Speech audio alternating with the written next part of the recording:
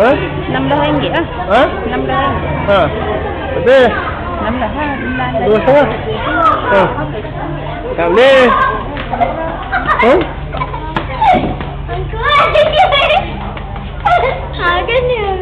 Udahlah dah. Jangan lagi. Dahlah. Awak undang kan? Undang sini. Undang sini. Ya.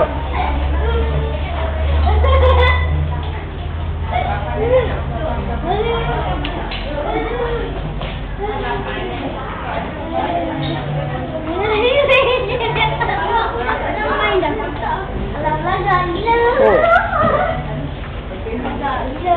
Nama ni apa? Hah? Foto? Makan. Foto Masuri nampak tu tulis.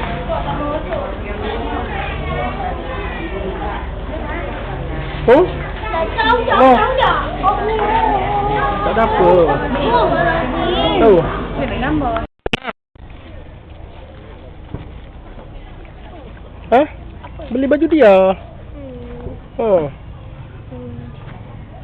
Ha. Kalau beli baju Zahra boleh? Baju Zahra tak payah. Zahra tak payah. Dia dah datang ke sini, tak payah beli baju lagi.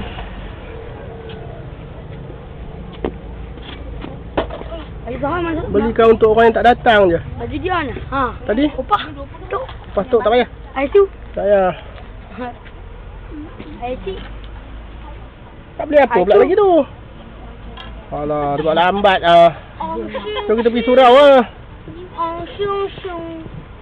Jom, kita pergi surau ah.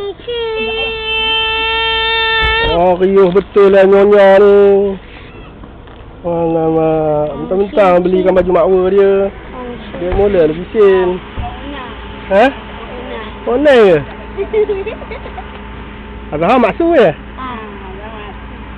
Oh. Ini nama dia baju pink. Ha?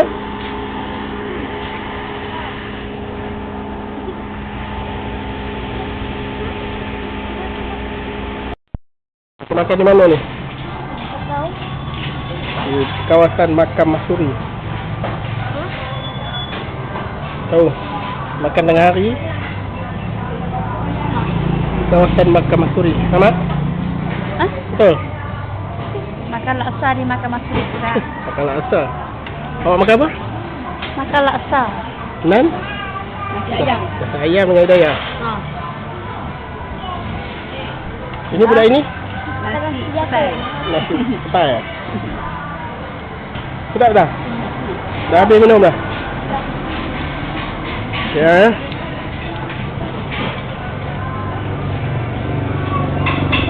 Lepas ni kita pergi Mat Cincang pula. Makan? Tak payah. Tak pergi juga? Boleh. Ha?